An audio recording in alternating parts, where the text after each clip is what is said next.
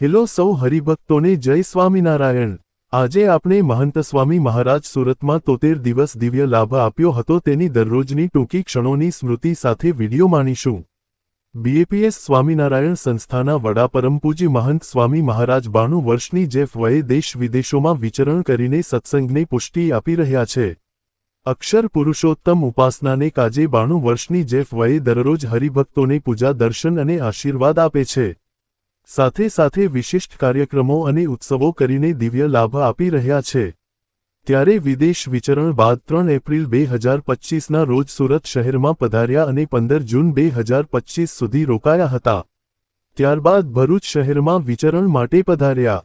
ગુરુહરિ મહંત સ્વામી મહારાજ સુરતમાં પૂરા 73 દિવસ રહ્યા। આ દરમિયાન અનેક ઐતિહાસિક કાર્યો, દરરોજ અલગ અલગ થીમ અને વિચારો આધારિત સુરત શહેર અને ગ્રામ્ય વિસ્તારના હરિભક્તોના કાર્યક્રમો, અનેક મંદિરોની મૂર્તિ પ્રતિષ્ઠા, કળશ પૂજન, શિલા પૂજન, ખાતે મુહૂર્તો, બાલ દિન, યુવા દિન, વિદ્યા મંદિર દિન, સત્સંગ દીક્ષા મુખપાઠ કરનાર બાળકોની સન્માન સભા, નક્કર વિદ્વાન દિન, ભક્તિ તુલા, અમૃતોત્સવ, અક્ષરધામ કેમ્પસમાં 49 ફૂટ ધાતુની નીલકંઠ વર્ણીજીની પ્રતિમાનું શિલાન્યાસ અને ખાસ અખાત્રીજના દિવસે સ્વામિનારાયણ મહાયાગ, ભવ્ય નગર યાત્રા કરીને સુરત અક્ષરધામ પ્રાર્થના મંદિરની મૂર્તિ પ્રતિષ્ઠા મહોત્સવ જે સાઉથ ગુજરાતના હરિભક્તો માટે અક્ષરદેરી તુલ્ય સંકલ્પ પૂર્તિનું મહાન તીર્થ એવા પ્રાર્થના મંદિરની ભેટ આપી, સુરત શહેરના ઉદ્યોગ જગત દ્વારા સ્વામીશ્રીનું સન્માન જેવા અનેક કાર્યક્રમો અને ઉત્સવો દ્વારા સુરત સત્સંગ મંડળને જીવનભરની સ્મૃતિ ભરી આપી હતી।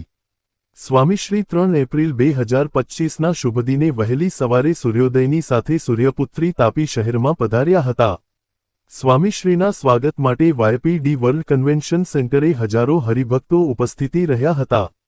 તારીખ 6 એપ્રિલના દિવસે સુરતના હરિભક્તોને ભગવાન સ્વામિનારાયણની શ્રીહરિ જયંતીના દિવસે અડાજણ ખાતે શ્રીહરિ જયંતીની સભામાં સરપ્રાઇઝ દર્શન આપ્યા હતા।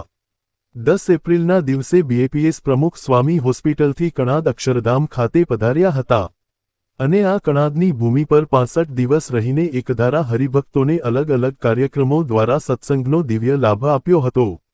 ત્યારે સુરતના હરિભક્તો એક બાજુ સુખડાના દિવસો યાદ કરી રહ્યા હતા અને બીજું બાજુ 15 જૂન એટલે સ્વામીશ્રી આગળના વિચરણને લઈને સુરત અક્ષરધામમાંથી વિદાય લઈ રહ્યા હતા। ત્યારે આપણે એક કવિતા જોઈએ જે સુરતના એક હરિભક્ત દ્વારા બનાવવામાં આવી છે।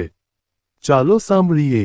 વિદાયની વેળા, હૃદય ભારી ભારી, આજ વિદાયની વેળા આવી, હૃદય ભારી ભારી, મહંત સ્વામી પધાર્યા તા, યાદ રહી પ્યારી, સુરત છોડી સીધાવો છો, આંખલી ભીંજાઈ, ફરી દર્શન દેજો, આશા મનમાં સમાઈ, 73 દિવસ સુખ આપ્યું, અક્ષરધામને આંગણે, દર્શન દીધા દયાળુ, પ્રેમના રંગે રંગે, વાતો અમૃત વરસાવી, જીવન સુધારી દીધું, આત્માને શાંતિ આપી, દુઃખ દૂર કરી દીધું, તમારા જ્ઞાનનો સૂરજ, હૈયે પ્રકાશ પાથર્યો, ભક્તિનો રાહ બતાવ્યો, માર્ગ સાચો દેખાડ્યો, સત્સંગનો લાભ આપ્યો, સૌને શિખામણ દીધી, જીવન જીવવાની કળા તમે શીખવી દીધી, હવે ખાલીપો લાગશે આપ વગર સ્વામી, તસવીરને જોતા રહીશું, સ્મૃતિ રહેશે નામી, યાદો તમારી રહેશે દિલમાં સદા સજીવન, ફરી આવજો વેલા, કરજો પાવન પાવન, હે ગુરુવર્યા, હે નાથ, ભાવથી કરીએ વંદન,